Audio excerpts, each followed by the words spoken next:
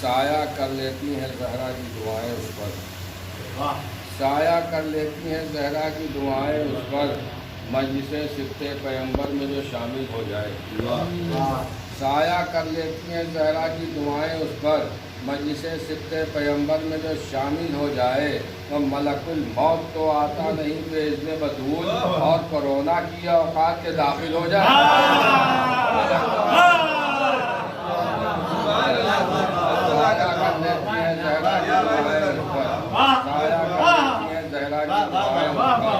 مجلس صبط پیغمبر میں جو شامل ہو جائے، مجلس صبط پیغمبر میں جو شامل ہو جائے۔ ملک الموت تو آتا نہیں بإذن بدول، اور کورونا کی اوقات کے داخل ہو جائے۔ ملک الموت تو آتا نہیں بإذن بدول، اور کورونا کی اوقات کے داخل ہو جائے۔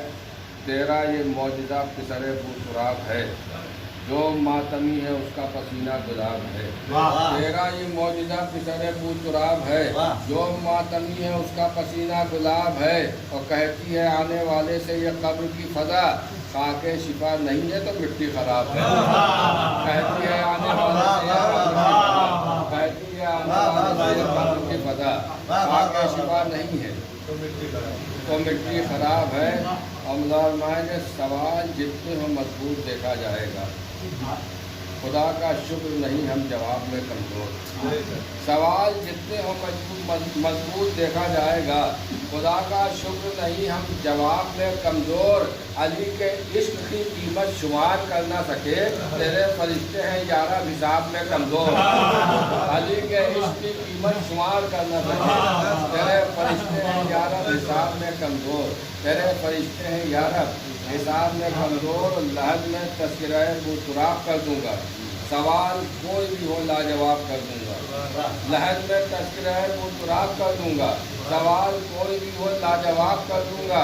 میرے گناہ فرشتوں ہیں بے حساب تو کیا، علی کو آنے دو سارا حساب۔ میرے گناہ فرشتوں ہیں بے حساب تو کیا، میرے گناہ فرشتوں ہیں بے حساب تو کیا، علی کو آنے دو سارا حساب کر دوں گا، علی کو آنے دو سارا حساب کر دوں گا۔ اور دیکھا تو میری آنکھوں میں کرب و بلا کا نور، ہوش و حواس ہو گئے منکر نکیر کے۔ دیکھا تو میری آنکھوں میں کرب و بلا کا نور، ہوش و حواس ہو گئے منکر نکیر کے۔ اور دسنے چلے جو مجھ کو گناہوں کے اژدہے، عشق علی نے رکھ دیا کلوں کو چیر۔ دسنے چلے جو مجھ کو میری آنکھوں میں کرب و بلا کا نور، ہوش و حواس دستے چلے جو مجھ کو گناہوں کے اژدہے، عشق علی نے رکھ دیا کندھوں کو چیر کے۔ مسئلہ آپ کی پتہ کہ حسین کرب و بلا سے جو کرتے ہیں تائید، تو جانشین محمد نجف سے بولتے ہیں۔ حسین کرب و بلا سے جو کرتے ہیں تائید، تو جانشین محمد نجف سے بولتے ہیں۔ اور علی کے حق میں جو لب کھولتا ہے دنیا میں، علی لحد میں اسی کی طرف سے بولتے ہیں۔ علی کے حق میں جو لب کھولتا ہے دنیا میں، علی لحد میں اسی کی طرف سے بولتے ہیں۔ میں بہت ہی ادب و احترام کے ساتھ بات کر رہا ہوں خطیب مجلس، خطیب صداقت علی جناب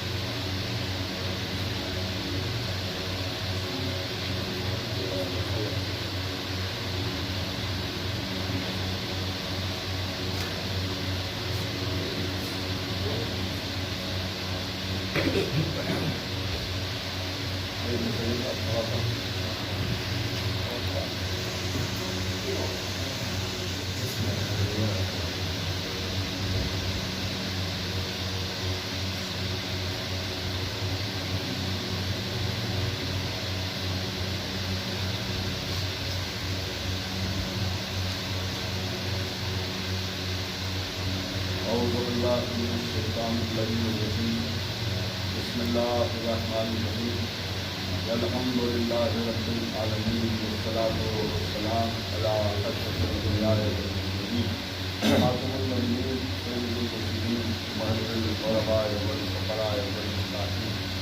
رحمۃ للعالمین رسول الثقلین امام الحرمین صاحب کعبہ قوسین محبوب رب المشرقین والمغربین جد الحسن والحسین مولانا و مولا الثقلین ابی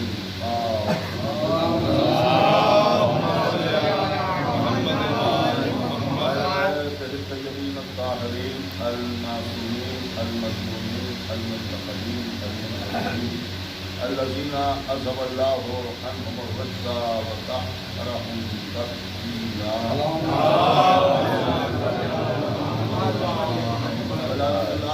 على أعدائهم وقتلتهم ومنكر فضائلهم ومصائبهم وطهارتهم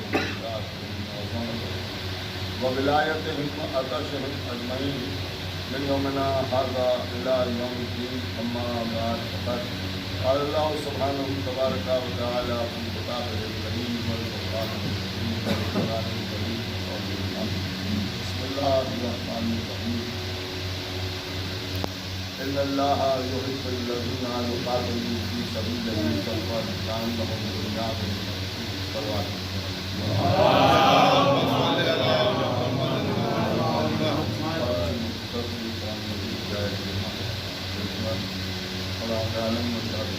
اللہ محبت کرتا ہے ان لوگوں سے جو میدان جنگ میں جنگ کر شکار ہوتے ہیں اور اپنے مقصد میں ایک ایسی دیوار ہے جسے سیدھا ملا کر مضبوط بنا دیا گیا۔ ایسی بات ہے کہ جب بھی کسی کو کاروبار کی ضرورت ہے تو اس میں ہوتی ہے موضوع ہوتی ہے اور قرآن کی ایسی آئے سلام سلام کرایا جاتا ہے بیان کی جاتی ہے کہ اس میں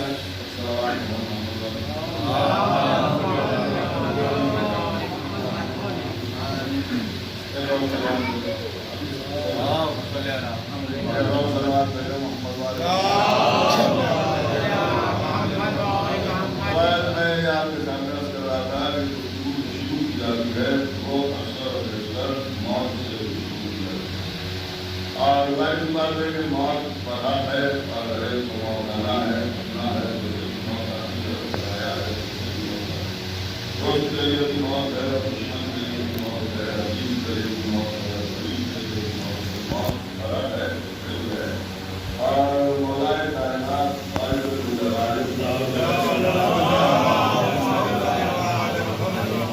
موت کے سلسلے میں بڑا عجیب و غریب جملہ ارشاد فرمایا اور وہ ارشاد فرما رہے کہ موت سے گھبراؤ بلکہ انسان کی موت خود حفاظت کرتی ہے۔ یہ موت خود حفاظت کرتی ہے، اس کا مطلب ہے کہ یہ کہنا چاہتے ہیں کہ موت خود حفاظت کرتی ہے، خود حفاظت کرتی ہے کہ اگر وقت آ گیا ہے تو پھر کوئی بچا نہیں سکتا ہے اور اگر وقت نہیں آیا ہے تو پھر کوئی بھاگ نہیں سکتا ہے۔ حضرت علی نے بتایا کہ دیکھو موت سے گھبرانا نہیں بلکہ موت خود تمہاری محافظ ہے۔ ہم لوگ دیکھتے ہیں کائنات میں تو لوگ موت کے ڈر سے خالق موت کو بھی بھول جاتے ہیں۔ آہستہ آہستہ میں آپ کے سامنے کر رہا ہوں بات کیا میں کہنا چاہتا ہوں کہ انسان کو موت سے نہیں گھبرانا چاہیے اور ظاہر بات ہے کہ موت مرض ہے، ایک پاس آتی ہے، اپنا ہے تو سے بھی موت آتی ہے اور پرایا ہے تو سے بھی موت آتی ہے۔ اس میں کوئی سن و سالگی کی قید نہیں ہے کہ جس سن میں موت آئے گی تو ابھی جو 10 برس میں ہے ابھی موت کا کیا سوال کرتا ہوتا ہے اور ابھی جو ہم نے 50 بھی کراس کر دیا ہے زیادہ موت کا کوئی سوال نہیں کرتا ہوتا ہے، ایسا نہیں ہے بلکہ لوگ 100 برس تک زندہ رہتے ہیں اس کے بعد موت آ جاتی ہے۔ ایسے بھی ہیں جو 80-85 برس کی عمر میں دنیا کو چھوڑ دیتے ہیں، بہت سے ایسے ہیں جو 40-50 برس کی عمر میں دنیا کو چھوڑ دیتے ہیں، 10-12 برس کی عمر میں بھی موت آ جاتی ہے اور ہم نے یہ بھی سنا ہے کہ موت پہلے آ جاتی ہے ولادت بعد میں ہوتی ہے، اس لیے کہ مرا ہوا بچہ پیدا ہوا، لیکن مرا ہوا پیدا ہوا اس کا مطلب یہ ہے کہ پہلے مر گیا پھر پیدا ہوا۔ تو موت اس کیفیت کا نام ہے کہ جو شکم مادر میں بھی پہنچ جاتی ہے اور شکم مادر کے باہر بھی جاتی ہے۔ کے باہر بھی آتے ہیں. اب ظاہر سی بات ہے کہ موت تو ہر جگہ ہے, اس میں کوئی احتجاج بھی نہیں ہو سکتا ہے کہ کوئی صاحب دھرنا دے کے بیٹھ جائیں کہ فلاں صاحب 80 برس تک زندہ رہے, ہمیں 50 برس میں موت کا سزا جاری ہے, ہم 10 برس میں کیسے مرے جا رہے ہیں, ہم 10 آدمیوں کو اکٹھا کر لیں گے اور زندہ باد مردہ باد کے نعرے لگائیں گے. ایسا کسی کو کہتا ہے, اس لیے کہ جب موت آتی ہے تو بس آتی ہے, جب موت آتی ہے تو بس آتی ہے. ہر ایک کے لیے موت ہے. اللہ نے دو چیزیں خلق کی ہیں, ایک زندگی اور دوسرے موت. ایک زندگی اور دوسرے موت. اللہ نے دو چیزیں خلق کی, ایک زندگی اور دوسرے موت. زندگی کا معاملہ یہ ہے کہ ہر انسان زندگی چاہتا ہے اور موت نہیں چاہتا ہے, مگر زندگی ساربیتی نہیں ہے اور موت پیچھا چھوڑتی نہیں ہے. یہ موت پیچھا چھوڑتی نہیں ہے. ہر آدمی چاہتا ہے کہ موت سے بچ جائیں, موت سے بچ جائیں, کسی طریقے سے موت سے بچ جائیں. لیکن سارے معاملات جو ہیں وہ صرف اس لیے ہیں کہ بس کسی طرح سے موت سے ہمیں چھٹکارا مل جائے, موت سے بچ جائیں. لیکن یہ اللہ کا نظام ہے کہ اگر زندگی ہے تو پھر موت بھی ہے, لیکن زندگی ہے تو پھر موت بھی ہے. اب غور طلب یہ ہے کہ موت سے سب بچنا چاہتے ہیں, طرح طرح کی چیزیں استعمال کرتے ہیں, طرح طرح کی باتیں کرتے ہیں, احتیاط کرتے ہیں, سارے معاملات ہیں. لیکن ہم دیکھتے ہیں اس کے بعد بھی موت آ جاتی ہے, کہ اس کے بعد بھی موت آ جاتی ہے. کیوں بھائی؟ کہ اس لیے کہ آپ سمجھے نہیں, اصل میں کائنات میں کوئی نہیں ہے جو موت سے بچا سکے. کائنات میں کوئی ایسی شے نہیں ہے کہ جو موت سے بچا سکے. کیوں نہیں بچایا جا سکتا؟ کہ آپ سمجھے نہیں, اگر کبھی کسی کو ایسا مرض لاحق ہو جاتا ہے کہ جو علاج سے صحیح نہیں ہو پاتا, تو لوگ یہ کہتے ہیں کہ صاحب یہ تو لا علاج مرض ہے. لیکن لا علاج مرض ہے کیوں؟ کہ اس لیے کہ یہ موت کا مرض ہے, مرض الموت میں مبتلا ہو گئے. یہ مرض الموت کیا ہے؟ کہ اس کا کوئی علاج نہیں ہے, اس کا کوئی علاج نہیں ہے. پوری توجہ سنیے گا. ایک بات میں آپ کے سامنے عرض کر دوں, اللہ کیونکہ رحمان و رحیم ہے, یہ رحمان و رحیم ہے, مرض کو بھی اسی نے خلق کیا ہے اور علاج کو بھی اسی نے خلق کیا ہے. لیکن مرض کو بھی اسی نے پیدا کیا, علاج کو بھی اسی نے خلق کیا.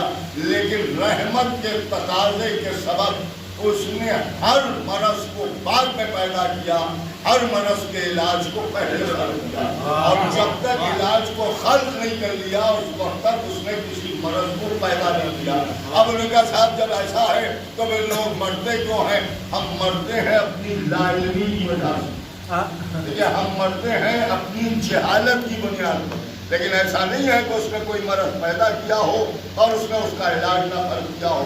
وہ کہتا ہے کہ ہم نے سب سے پہلے علاج کو خلق کیا پھر مرض کو خلق کیا. تو اس کا مطلب یہ ہے کہ کوئی مرض لا علاج نہیں ہوتا. اب زمانے نے کہا موت وہ مرض ہے جو لا علاج ہے.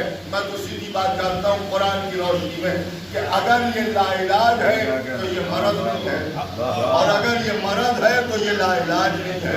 ایک صلوات پڑھیں. اگر یہ مرض ہے تو پھر یہ لا علاج نہیں ہے, اور اگر یہ لا علاج ہے تو پھر یہ مرض نہیں ہے. بھئی یہ مرض نہیں ہے تو ان کا صاحب سارا زمانہ اسے مرض کہہ رہا ہے. دیکھیے سارا زمانہ اسے مرض کہہ رہا ہے. اگر مرض کہہ رہا ہے تو اس کا علاج بھی ہوگا. فلسفہ کیا قرآن نے بیان کیا, رسول نے کیا بات بیان کی, اور کہا اللہ کیونکہ رحمان و رحیم ہے لہذا رحمت کا تقاضا یہ تھا کہ پہلے وہ علاج کو خلق کرے بعد میں وہ مرض کو پیدا کرے. تو اگر موت مرض ہے, نہیں توجہ فرما رہے, موت اگر مرض ہے تو پھر اس سے پہلے جو خلق ہوا ہے وہی اس کا علاج ہے. نہیں توجہ فرما رہے, وہی اس کا علاج ہے. تو موت کا علاج وہ ہوگا کہ جو موت سے پہلے ہو. اب یہ دیکھیے کہ موت سے پہلے کون ہے, نہیں موت سے پہلے کون ہے. اور کہا صاحب موت کے لیے آپ کیا بات کریں, قرآن پڑھیے. الذی خلق الموت والحیات, اللہ وہ ہے کہ جس نے موت کو خلق کیا اور حیات کو خلق کیا. تو ہمیں بات سمجھ میں آ گئی کہ وہ کہہ رہا ہے میں نے موت کو خلق کیا, میں نے حیات کو خلق کیا. تو اس نے موت کو بھی خلق کیا, اس نے حیات کو بھی خلق کیا. تو جب موت اور حیات اس کی مخلوق ہے, کیونکہ جو شے خلق ہوتی ہے وہی مخلوق کہلاتی ہے. اب موت بھی اس کی مخلوق ہے. جب موت مخلوق ہے تو اس مخلوق سے پہلے جو مخلوق نظر آئے وہی اس کا علاج ہے.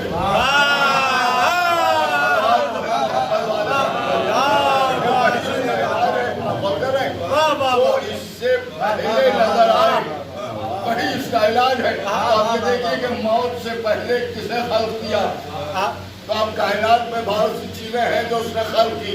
ہر چیز میں بحث ہے کہ یہ پہلے خلق ہوئی یا وہ پہلے خلق ہوئی. لیکن رسول کی ایک حدیث آپ کے سامنے عرض کر دوں کہ رسول اللہ نے فرمایا اول ما خلق اللہ نور انا وعلی نور اللہ. رسول اللہ کہہ رہے ہیں کہ اللہ نے سب سے پہلے میرے نور کو خلق کیا اور اسی نور کو دو حصوں میں بانٹ کے جسے نبی کہہ دیا وہ نبی ہو گیا, جسے علی کہہ دیا وہ علی ہو گیا.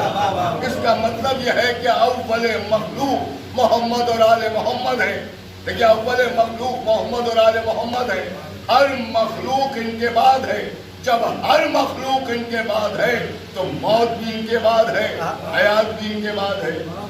موت بھی ان کے بعد ہے, حیات بھی ان کے بعد ہے. تو جو پہلے خلق ہو جائے وہ ہے علاج, اور جو بعد میں خلق ہو وہ ہے مرض.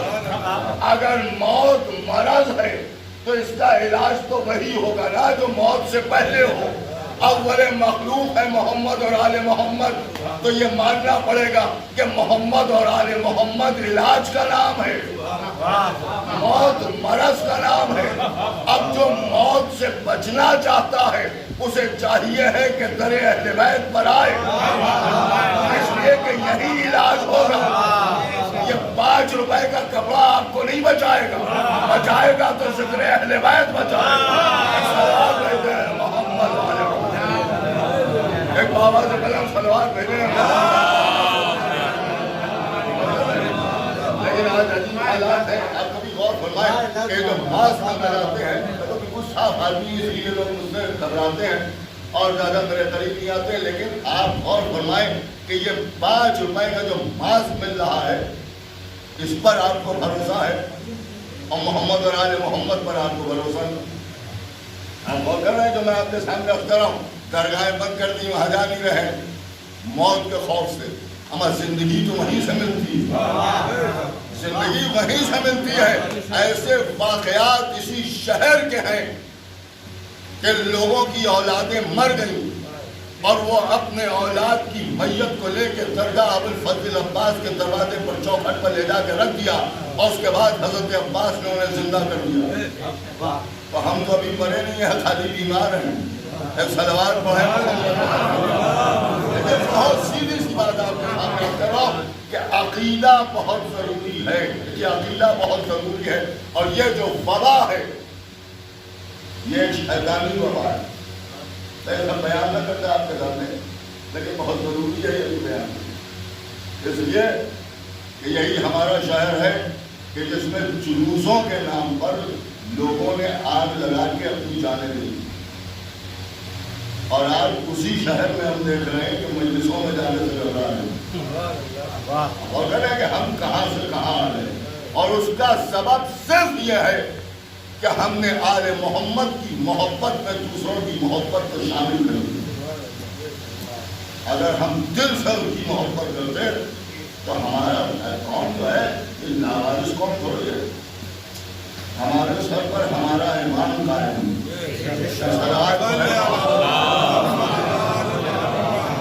بابا نے بلند سلوات بھیجے.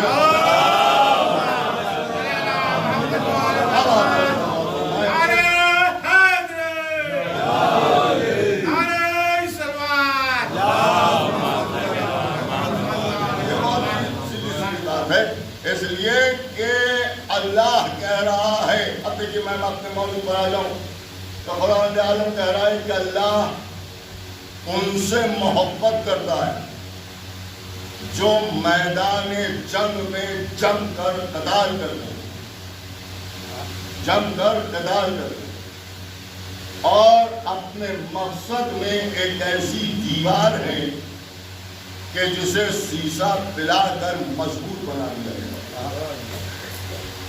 آپ نے غور فرمایا اللہ ہر ایک سے محبت نہیں کرتا. اور یہ بھی آپ سمجھ لیجیے کہ وہ نماز نہیں پڑھتا, وہ روزہ نہیں رکھتا, وہ حج کے میدان میں آپ کو کبھی نظر نہیں آئے, لیکن محبت کے میدان میں وہ بھی نظر آئے. وہ آواز دے رہا ہے کہ میں محبت کرتا ہوں, اور جس سے محبت کرتا ہوں اس کی صفتیں 2 ہیں. نام نہیں لیا اس نے صفت بیان کی.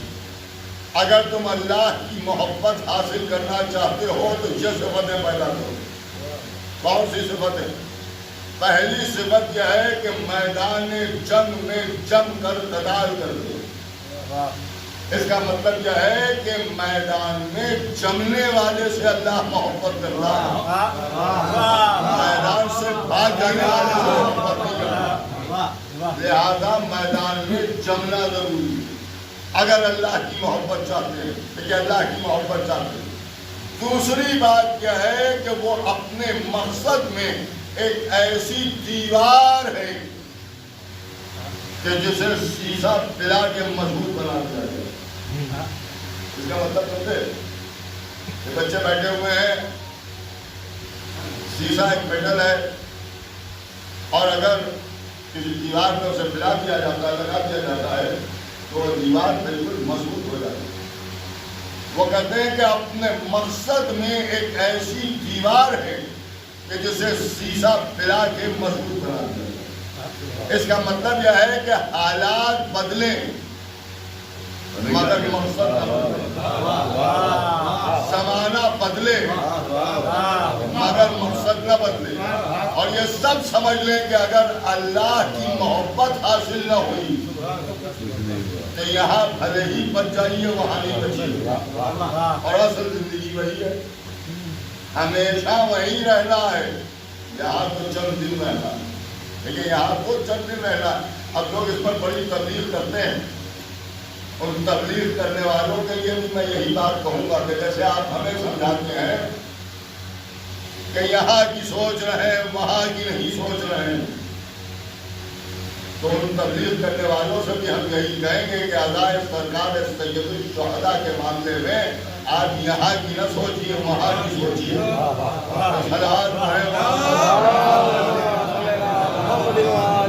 اور یہ باتیں جو لوگ منتظمین جگہوں کربلاؤں کے متولیان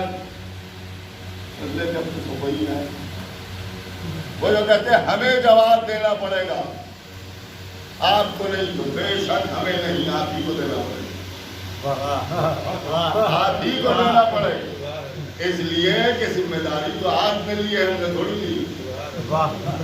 جب ذمہ داری آپ نے لی ہے تو جواب بھی آپ ہی کو دینا پڑے گا، جواب سے بھاگیے نہیں.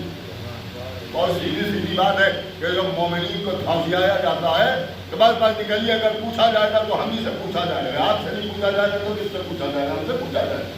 جب ذمہ دار آپ بنے ہیں اور اگر آپ جواب نہیں دینا چاہتے ہیں تو ٹھیک ہے، پھر استعفیٰ دے دیجیے، جو آئے گا وہ جواب دے گا. آپ چھوڑنا بھی نہیں چاہتے اور جواب دینے سے بھاگ بھی رہے. اور یہ بھی سمجھیے کہ یہاں جواب سے بچیے گا تو وہاں نہیں بچ پائیے گا. ایک صلوات پڑھیں محمد. ہمارے لیے ذمہ داری کی بات ہے. اللہ کہہ رہا ہے کہ جو اپنے مقصد میں ایک ایسی دیوار ہے کہ جسے شیشہ پلا کے مضبوط بنا دیا جائے. اب ظاہر سی بات ہے کہ ہمارا مقصد کیا ہے، ہمیں کس مقصد کے تحت خلق کیا گیا، یہ ہمیں تلاش کرنا. ایک بات میں آپ کے سامنے عرض کروں، مذاہب بہت سے ہیں اور ایک مذہب میں فرقے بھی بہت سے ہیں. مثلا مسلمان ہیں تو مسلمانوں میں شیعہ بھی ہیں، سنی بھی ہیں، دیوبندی بھی ہیں، حنفی بھی ہیں، مالکی بھی ہیں، سبھی ہیں. مسلمانوں کے ساتھ ہندو بھی ہیں اور سکھ بھی ہیں اور عیسائی بھی ہیں اور کرسچن بھی ہیں، پتہ نہیں کیا سارے فرقے آپ کے. ہر فرقے میں اپنے طریقے سے ایک عبادت رائج ہے. ہر فرقے میں اپنے طریقے سے ایک عبادت رائج ہے. کہیں گھنٹا بجا کے عبادت ہو رہی، کہیں زمین کو ناپ کے عبادت ہو رہی، کہیں ہاتھ جوڑ کے عبادت ہو رہی، کہیں جا کے پانی میں ٹھنڈے پانی میں رات بھر کھڑے ہو کے عبادت ہو رہی. ہمارے یہاں عبادت ہر جگہ الگ الگ طریقے سے عبادتیں آپ کو ملیں گی. ہر عبادت کا ایک الگ نام بھی آپ کو ہر فرقے میں مل جائے. ایسے ہی آپ مسلمانوں میں آ جائیے، نماز یہ ایک عبادت کا نام ہے تو آپ کو ہر فرقے میں ملے گا. روزہ ایک عبادت کا نام ہے جو آپ کو ہر فرقے میں ملے گا. حج ایک عبادت کا نام ہے، ہر فرقے میں ملے گا. زکوٰۃ ایک عبادت کا نام ہے، آپ کو ہر فرقے میں ملے گا. تلاوت ایک عبادت کا نام ہے، آپ کو ہر فرقے میں ملے گا. طواف ایک عبادت کا نام ہے، آپ کو ہر فرقے میں ملے گا.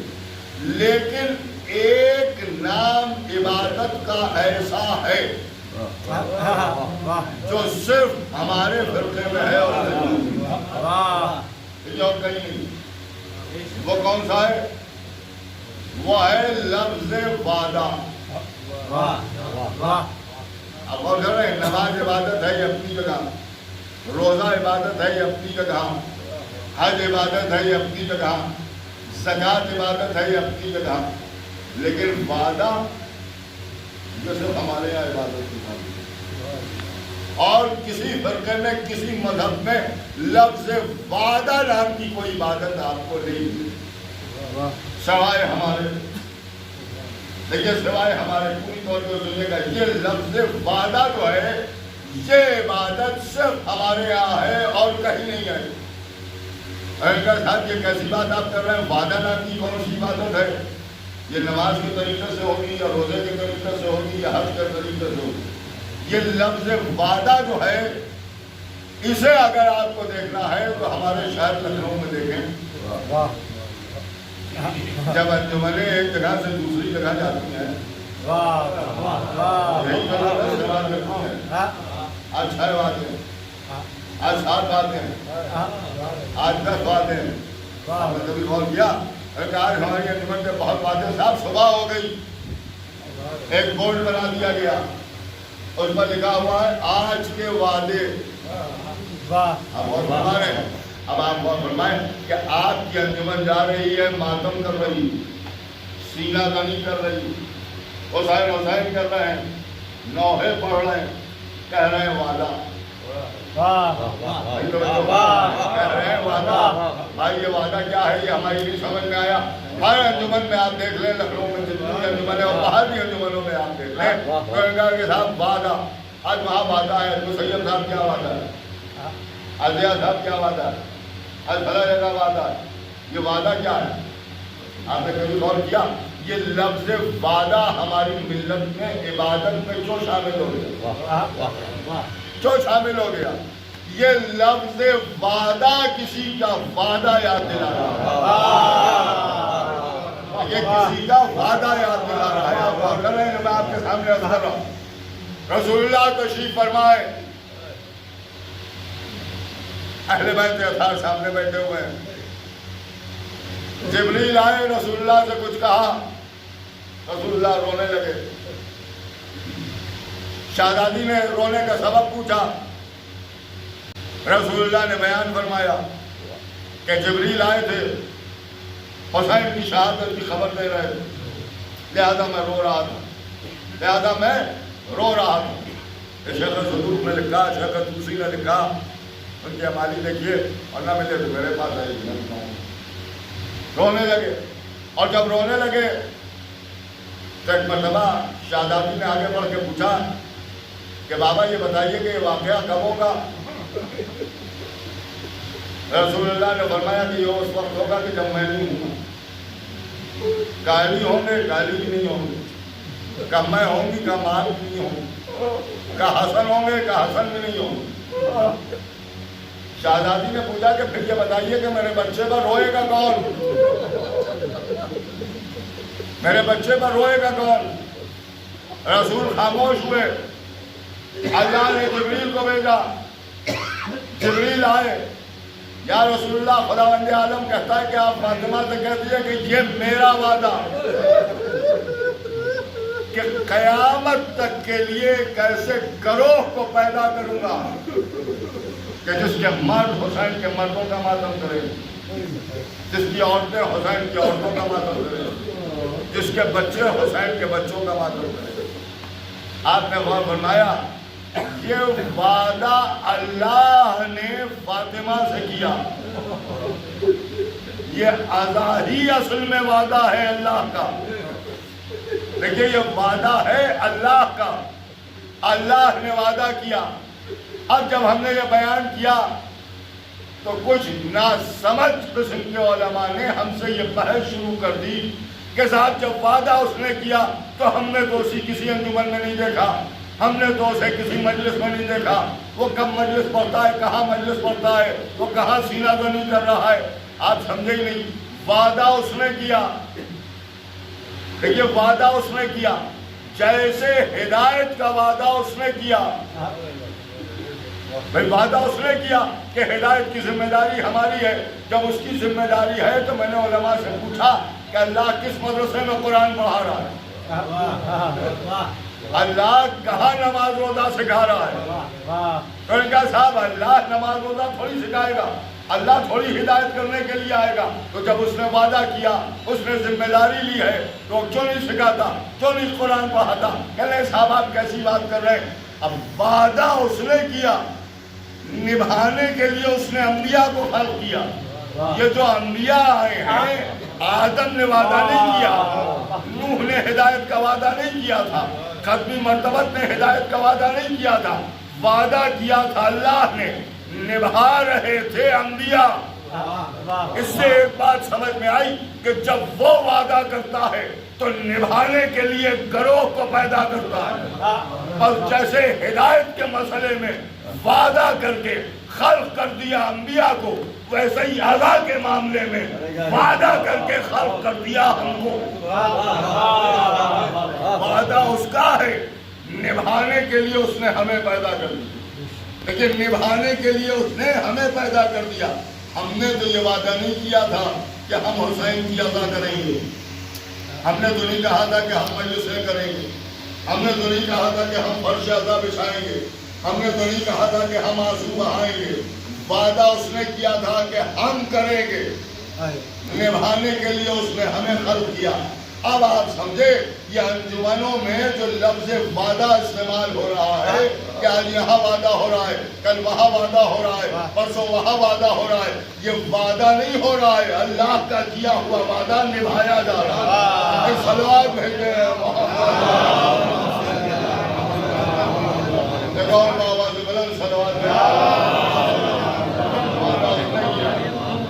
نبھانے کے لیے اس نے ہمیں خلق کیا، نبھانے کے لیے اس نے ہمیں خلق کیا۔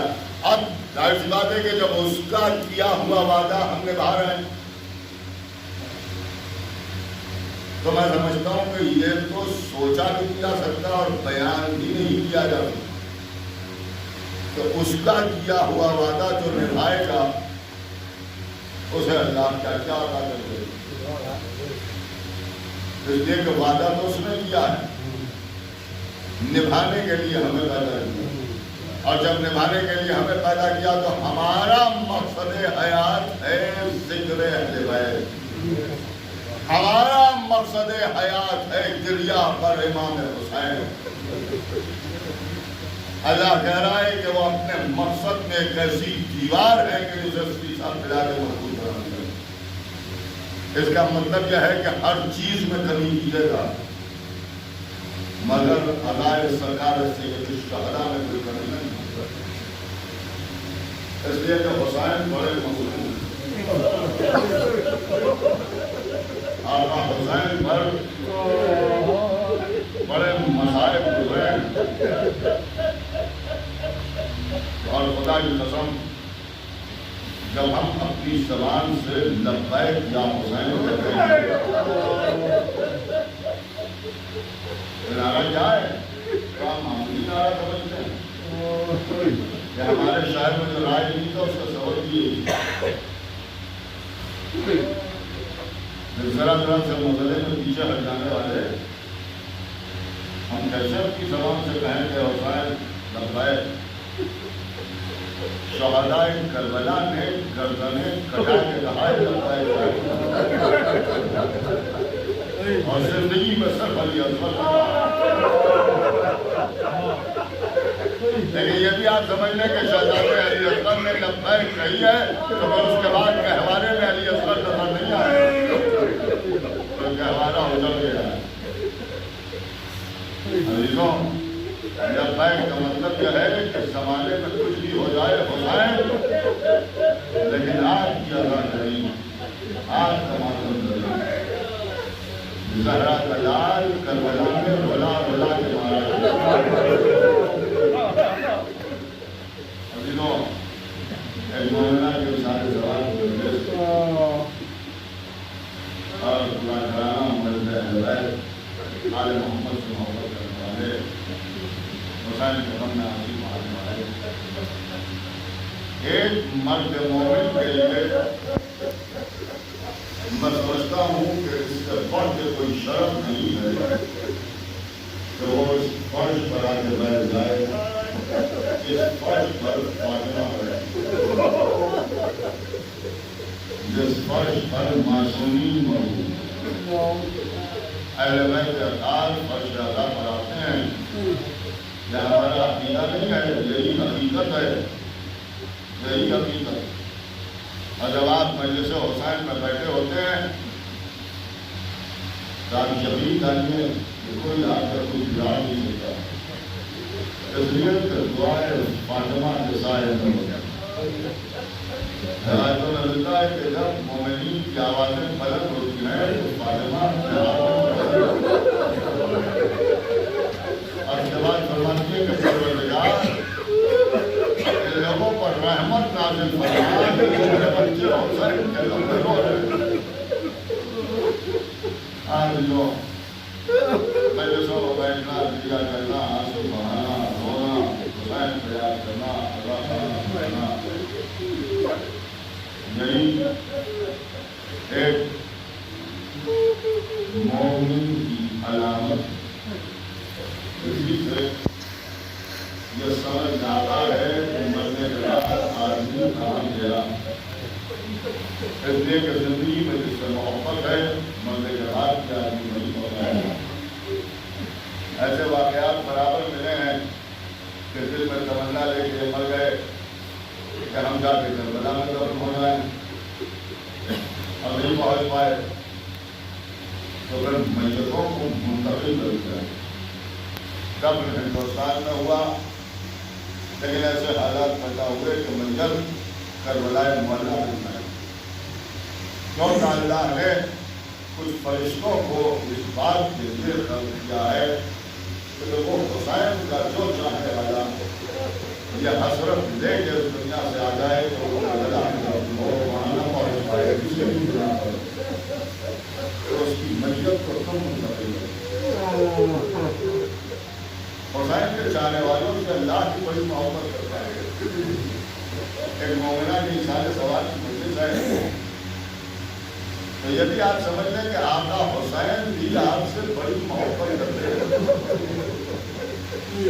ذرا سی اگر آپ کو کوئی دشواری ہوتی ہے تو آقا حسین تڑپ جاتے ہیں۔ کربلا معلیٰ میں روضے کے ایک قریب بردار گزرے تھے جن کا نام سید رضوی تاریخ میں تھا۔ ان کا واقعہ عجیب و غریب ہے۔ تو بیان فرماتے ہیں کہ روضہ تعمیر ہو چکا تھا، زائرین زیارت کے لیے آتے تھے، برابر مجالس ہوتی تھی اور دور دور سے لوگ زیارت کے لیے آتے تھے۔ کربلا معلیٰ کے قریب میں ایک شہر ہے جسے شہر ہلا کہا جاتا ہے۔ جو لوگ زیارت کے لیے گئے ہیں جانتے ہیں اچھی طرح سے، وہاں بھی جانتے ہیں اس طرح کے شہید وغیرہ نہیں ہیں، ان کی زیارت کے لیے لوگ جاتے ہیں۔ وہ کہتے ہیں اس شہر سے ایک بیوی آقا حسین کے روضے پر مسلسل آتی اور آقا حسین کی مصیبتوں کو یاد کرتی تھی، روتی تھی۔ شب جمعہ تھی، وہ بیوی روضے میں آئی، 30 برس سے آ رہی تھی۔ آج جو آئی تو مجمع بہت زیادہ تھا، بزرگ ہو گئی تھی، لہذا اپنی ضعیفی کے سبب اس زائرین کی بھیڑ میں اندر داخل نہیں ہو سکتی، تو باہر ہی بیٹھ گئی، باہر بیٹھ کر رونے لگی۔ جب مجمع کم ہو گیا تو یہ ضعیفہ اندر گئی، زری کا طواف کیا اور جہاں پر شہزادے علی اکبر اور آقا حسین کی زری ملتی ہے اسی کے بیچ میں بیٹھ گئی اور دونوں زریوں کے درمیان سر رکھا اور رونا شروع کر دیا۔ کبھی انہوں نے محمد کو یاد کیا، کبھی علی اکبر کے سینے پر لگی ہوئی برچھی کو یاد کیا اور آنسو بہائے۔ کبھی قاسم کا پامال لاشا یاد آ گیا، کبھی عباس کے کٹے ہوئے بازوؤں پر آنسو بہائے، کبھی اجڑا ہوا گہوارہ یاد آیا، کبھی حسین کی تشنگی کا ماتم کیا، سب کو روتی رہی، آنسو بہاتی رہی، یہاں تک کہ دربار برخاست کرنے کا وقت آ گیا۔ اور جب دربار برخاست کرنے کا وقت آ گیا تو خادم نے آگے بڑھ کے کہا کہ بیوی اب تم اپنے گھر چلی جاؤ، میں دربار کو بند کرتا۔ یہ بیوی ٹھیک سے گھر نہیں پاتی تھی اور کچھ رقم داری تھی، لہذا اس کی بات کو نہیں سنا، روتی رہی۔ یہ خادم اور دروازوں کو بند کرنے چلا گیا کہ تھوڑی دیر رو رہی ہے، رونے دو۔ سارے دروازے بند کر کے آیا، پھر کہا کہ بیوی اب جاؤ۔ بیوی نے پھر نہ سنا، خادم جھنجھا گیا، ہاتھ میں روزے کی جاروت تھی، اس نے وہ جارو میں بیوی کی پشت مار دی۔ اب جو جارو پڑی تو پلٹ کے دیکھا، جب پلٹ کے دیکھا تو خادم کہہ رہا تھا کہ اب تم اپنے گھر چلی جاؤ، دربار بند کرنا ہے۔ انہی نے کوئی جواب نہ دیا، یا علی کہہ کے کھڑی ہو گئی، دونوں ہاتھوں سے زری حسین کو پکڑ کے ہلایا اور اس کے بعد کہا کہ آقا میں 30 برس سے یہاں آتی تھی، آپ کے مصائب کو سن کر روتی تھی، آقا آج میری محنت کا مجھے صلہ مل گیا، لو اب جا رہی ہوں، اب کبھی نہیں آؤں گی۔ یہ کہہ کے یہ ضعیفہ اپنے گھر چلی گئی، دربار برخاست کر دیا گیا۔ سید مہدی کہتے ہیں نصف شب گزر رہی تھی کہ میرے کانوں سے ایک آواز ٹکرائی کہ کوئی میرا نام لے کے مجھے پکار رہا ہے۔ میں نے پوچھا کہ کون مجھے بڑی دیر سے پکار رہا ہے، سامنے کیوں نہیں آتا؟ تو آواز آئی بھائی سید مہدی یہ غریب حسین کو اب جو نام حسین سنا تو سید مہدی کہتے ہیں میں سرو پا برہنہ دوڑا، اب تو جا کے دیکھا کہ دربار کھلا ہے، شمع روشن ہے، آقا حسین زری اقدس سے کمر تک باہر نشین ہوا اس عالم میں کہ ایک ہاتھ سے کمر سنبھالے ہوئے ہیں، ایک ہاتھ اپنا زری پر رکھے ہوئے ہیں۔ آگے بڑھ کے کہتے ہیں میں نے سلام کیا اور پوچھا کہ آقا کیا اب تک حضرت عباس کے مرنے کا غم کب نہ ہوا؟ ایک ہاتھ سے کمر سنبھالے ہوئے ہیں۔ امام نے فرمایا بھائی وہ تو غم تھا اور ہمیشہ رہے گا، لیکن آج مجھے ایک صدمہ اور ہوا۔ کاکا کس کی مجال ہے جو اب صدمہ پہنچائے؟ کہ ایک ضعیفہ شہر ہلہ سے آتی تھی، ایسا واقعہ اس کے ساتھ پیش آیا، اس کی پشت پر خادم نے چاروں مار دی۔ اس کے بعد وہ مجھ سے یہ کہہ کے گئی ہے کہ آپ جا رہی ہو، یہ یاد رکھو جب تک وہ ضعیفہ راضی نہ ہوگا حسین بھی راضی نہ ہوگا۔ یہ کہہ کے آقا حسین نظروں سے غائب ہو گئے۔ سید مہدی کہتے ہیں حسین کے چلے جانے کے بعد مجھے ایک جھٹکا سا لگا اور میں نے اپنے آپ کو حرم میں پایا، میں نے ساروں قطار رونا شروع کیا۔ کچھ دیر کے بعد خدام جمع ہو گئے، اے سید مہدی اس وقت کیسے، اس وقت رونے کا سبب کیا ہے؟ کل سب کو بلاؤ۔ سارے خادم آ گئے، یہ بتاؤ کہ وہ کون تھا جس نے شب میں ایک بیوی کی پشت پر جارو ماری؟ ایک خادم کھڑا ہوا، یہ عمل ہم سے سرزد ہوا، لیکن اس وقت پوچھنے کا سبب کیا ہے؟ سارا واقعہ بیان کیا۔ خادم آگے بڑھا، زری کو پکڑ کے معافی مانگنے لگا۔ سید مہدی نے بازو پکڑ کے اٹھایا اور کہا خبردار ایسے نہیں معاف کریں گے حسین۔ کہا پھر کیا ہوگا؟ کہا جب تک وہ بیوی راضی نہ ہوگی حسین بھی راضی نہ ہوگا، اس سے معافی مانگو، اب اسے کہاں تلاش کریں؟ امام نے ہمیں پتہ بتایا ہے، ہمارے ساتھ چلو۔ سب کو لیے ہوئے شہر ہلہ پہنچے، بتائے ہوئے مکان پر پہنچے، تب کل بات کیا۔